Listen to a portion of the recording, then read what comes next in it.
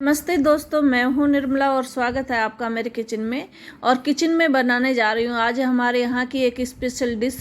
जी हाँ, राजस्थान की स्पेशल दाल चूरमा, जो हमारे यहाँ स्पेशल प्रसिद्ध है यहाँ का दाल चूरमा। और दाल चूरमा हमारे यहाँ कोई भी स्पेशल त्यौहार हो, हंसी खुशी का माहौल हो तो दाल चूरमा तो बनता ही है।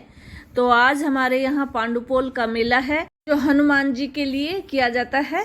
तो आज हनुमान जी का भोग तैयार करने के लिए मैं चूरमा बना रही हूँ। चूरमे के साथ ही मैं बना रही हूँ दाल, तो दोनों चीज़ बनाएंगे। तो चलिए बनाना शुरू करते हैं। तो सबसे पहले मैं बना रही हूँ दाल। तो दाल बनाने के लिए सबसे पहले मैंने चने की दाल ली है, और लाल वाली दाल ली है, और छिलके वाली दाल ली है, और धुले हुए मूंग की दाल ली है। इन्हें अच्छी तरीके से मिला लूँगी। तो जो भी दाल मैं बना रही हूँ उसमें सबसे ज़्यादा ज़रूरी है कि चने की दाल थोड़ी सी डालना ज़रूरी है, जिससे कि हमारी दाल का टेस्ट बहुत अच्छा आ जाएगा। तो इसे मैं अच्छी तरीके से धो लूँगी, और धो के और फिर दाल बनाएंगे। तो सारी दाल को मैंने एक ही मेजरमेंट से मुट्ठी के नाप से लिया है। आप किसी कटोरी या कप से ले लीजिए। तो जितने सदस्य हों उसी के अनुसार आप अपनी दाल ले लीजिए। तो मैं उसी हिसाब से अच्छे से दाल को धो लिए मैंने, और अभी ये कुकर में डालकर इसमें सीटी लगवाऊंगी। तो इसको धोकर थोड़ी सी देर 5 मिनट के लिए रखते हैं ना, तो दाल जल्दी से गल जाती है। तो मैंने इसे 5 मिनट के लिए धो के और फिर रख दिया था। अब इसमें पानी डालकर थोड़ा सा, तो मैं आधा चम्मच तो इसमें डालूंगी नमक का, और आधा चम्मच ही हल्दी डालूंगी। तो ये टेस्ट के अनुसार ही डालूंगी दोनों चीज़। और थोड़ा सा इसमें आधा चम्मच से भी कम मैं तेल डाल दूंगी, ताकि हमारी दाल बाहर निकले नहीं। और अब कुकर में सीटी लगवा दूंगी। तो सीटी अपने कुकर के हिसाब से लगवा लेनी है कि 2 सीटी में आपकी दाल बनती है या 3 सीटी में। तो मैं इसमें 2 सीटी लगवा रही हूँ, और 2 सीटी में हमारी दाल गलकर बिल्कुल तैयार हो जाएगी। तो ये तो मैं साइड में बना के रख रही हूँ, तड़का हम बाद में लगाएंगे। तो साइड में मैं आटा ले रही हूँ चूरमे के लिए। तो मैंने 2 बाउल आटे के ले लिए हैं, और 1 बाउल लिया है सूजी का। तो आटा अगर आपका बारीक है तो आप सूजी मिला लीजिए, अगर थोड़ा मोटा है तो फिर सूजी की ज़रूरत नहीं है। तो मेरा आटा थोड़ा बारीक था, इसलिए मैं इसमें सूजी मिला रही हूँ। और मोइन के लिए मैंने इसमें घी डाल लिया अच्छा खासा। तो अच्छा सा घी डालेंगे तो फिर बाद में कम घी की ज़रूरत पड़ेगी, और हमारा जो रोटी बनाएंगे वो अच्छी तरीके से पिस जाएगी। तो मैंने अच्छा सा मोइन इसमें डाल दिया है, और उसे अच्छे तरीके से मिला लिया है। और अब क्या करना है कि मैं जो आटा गूंदूंगी वो पानी से नहीं गूंदूंगी, वो कच्चे दूध से गूंदूंगी, जिससे कि हमारा आटा बहुत अच्छा गूंद जाएगा, और साथ में चूरमे का टेस्ट भी कई गुना बढ़ जाएगा। तो कभी इस तरीके से दूध में आटा गूंद के देखिए, चूरमा बहुत ज़्यादा टेस्टी बनेगा आपका। तो मैंने अच्छी तरीके से ये आटा गूंद लिया है, और अब इसको साइड में रख के ढक के रख देंगे थोड़ी देर के लिए। और अब हम दाल का तड़का तैयार कर लेते हैं। तो इसको मैं इस आटे को थोड़ी देर रेस्ट के लिए रख दूंगी। तो बाद में रोटियां बनाएंगे तो ये अच्छी तरीके से बनेंगी, और आटा हमारा अच्छी तरीके से सेट हो जाएगा। तो गैस पे मैंने बर्तन चढ़ा दिया है, और इसमें गैस को चला दिया है। और इसमें 1-1.5 चम्मच के करीब मैंने तेल डाल दिया है, और 1 चम्मच डाला इसमें जीरे का। जब जीरा हमारा अच्छे से तड़कने लग जाए तो मैंने इसमें डाला है 2 हरी मिर्च, जिसे बारीक बारीक काट दिया है, वो भी इसमें डाल दी है। और थोड़ी देर के लिए इसे भूनूंगी। जब मिर्च हमारी भुन जाएगी तो इसमें 1 प्याज मैंने जिसे बारीक काट लिया है वो भी डाल देंगे, और इसे भी गोल्डन ब्राउन होने तक भुनेंगे। तो दाल हम सिंपल ही बनाएंगे, क्योंकि चूरमे के साथ खाना है। न तो दाल हमारी ज़्यादा गाढ़ी होनी चाहिए है, और न ही ज़्यादा पतली होनी चाहिए। तो जैसे कि चूरमे के साथ खाते हैं सेम उसी तरीके की दाल बनाएंगे। तो प्याज हमारी गोल्डन ब्राउन हो गई है। अब इसमें मैंने 1 टमाटर जिसे काट लिया है, थोड़ा मोटा ही काटेंगे, क्योंकि दाल में जब खाते हैं ना तो थोड़े से टमाटर के टुकड़े आते हैं तो अच्छी लगती है। तो मसालों में मैंने 1 चम्मच इसमें लाल मिर्च का डाला है, 1 चम्मच डाला है धनिया पाउडर का, और 1 चम्मच कश्मीरी लाल मिर्च डाल दी है। बाकी मसाले हमने दाल में पहले ही डाल दिए थे, तो अब हम ज़्यादा मसाले नहीं डालेंगे इसमें। और गैस की फ्लेम को मीडियम रखना है, और इन टमाटरों को गलने के लिए रख दिया है।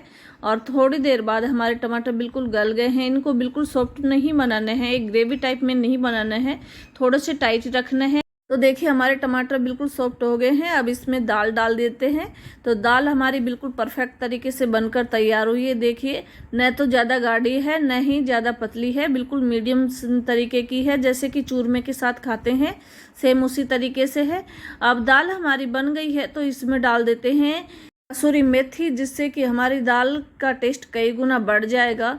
और इसमें आप चाहें तो धनिया भी काट के डाल सकते हैं। और अब एक उबाल आने तक इसे थोड़ा सा और पकाएंगे और उसके बाद इसे बंद करके रख देते हैं। इधर हमारा आटा भी सॉफ्ट हो गया है।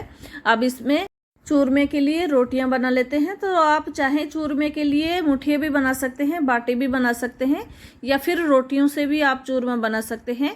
तो आज हम चूरमे के लिए रोटियां ही बनाएंगे। तो रोटियों का जो लोई लेंगे वो थोड़ा ज़्यादा ही लेंगे, जैसे डेली रोटियां बनाते हैं ना, उससे 2-2.5 गुना ज़्यादा आटा लेंगे और फिर उसकी रोटी बनाएंगे, क्योंकि मोटी रोटी बनानी है चूरमे के लिए, पतली रोटी नहीं बनानी होती है।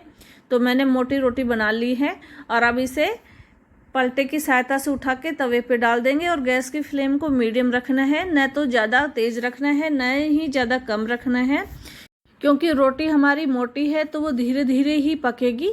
तो जब तक हमारी वो रोटी सीखती है इतने हम दूसरी लोई भी बनाकर तैयार कर लेते हैं। तो सेम उसी तरीके से इसे लोई के शेप में लेके आएंगे। तो ये थोड़ा आटा हार्ड होता है, इसलिए इसे थोड़ा ध्यान से ही करना होता है। तो एक साइड से हमारी रोटी सिक गई है तो दूसरे साइड से मैं पलट दूंगी और इसे फोक की सहायता से इसमें छेद कर देंगे ताकि रोटी हमारी अच्छी तरीके से सिके। तो तवे पे अच्छे से सेकने के बाद इसे गैस पे सेक लेंगे। तो इस तरीके से रोटी सेकने पर हमारा चूरमा बहुत ज़्यादा टेस्टी बनता है और सेम उसी तरीके से बनता है जैसा कि हम बाटी से बनाते हैं, सेम उसी तरीके से बनेगा। तो इसे धीरे धीरे दोनों साइड से हम सेक लेंगे। तो रोटी सीखने के बाद फिर हम चूरमा बनाएंगे। तो सेम इसी तरीके से हम सारी रोटियों को सेक कर तैयार कर लेंगे और फिर उसे टुकड़ों में तोड़ लेंगे ताकि हमारी रोटी ठंडी हो जाए और फिर हम उसे मिक्सी में पीस लेंगे। तो पहले क्या करते थे कि रोटियों को सेकने के बाद उखल मुसल में कूटा जाता था और फिर चूरमा बनाया जाता था, लेकिन आजकल मिक्सी में ही तैयार कर लेते हैं। तो मेरी सारी रोटियां तैयार हो गई हैं। अब इसे टुकड़ों में तोड़ के थोड़ी देर के लिए ठंडा करके फिर मिक्सी में पीसेंगे। तो मिक्सी में मैं ज़्यादा बारीक नहीं पीसूंगी, थोड़ा सा मोटा रखेंगे ताकि चूरमे का टेस्ट आता रहे। बिल्कुल बारीक चून के टाइप में नहीं बनाना है। देखिए इस तरीके से थोड़ा सा दरदरा ही रखना है, जिससे कि हमें चूरमे का टेक्सचर मालूम पड़ता रहे।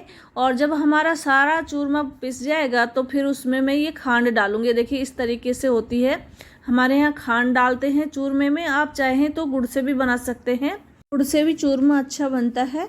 तो जब ये रोटियां सारी पिस जाएं तो उसके बाद मीठा मिलाना होता है और उसके बाद डालना होता है घी, ताकि मीठा अच्छी तरीके से मिल जाए। तो घी हमने पहले भी डाला था और अब घी टेस्ट के अनुसार ही डालना है। घी आप थोड़ा ज़्यादा भी डाल सकते हैं।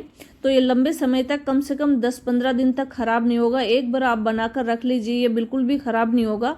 तो मैंने अच्छे तरीके से इसमें घी मिला लिया है और अब इस समय आप चाहें तो इसके लड्डू बांध सकते हैं। किसी भी शेप में आप बनाना चाहें तो बना सकते हैं। मेरी भोग की थाली बिल्कुल तैयार हो गई है हनुमान जी को भोग लगाने के लिए। और दाल का मैं भोग नहीं लगाऊंगी क्योंकि इसमें प्याज का छोंक लगाया है। आपको दाल चूरमे की रेसिपी कैसे लगी कमेंट करिए।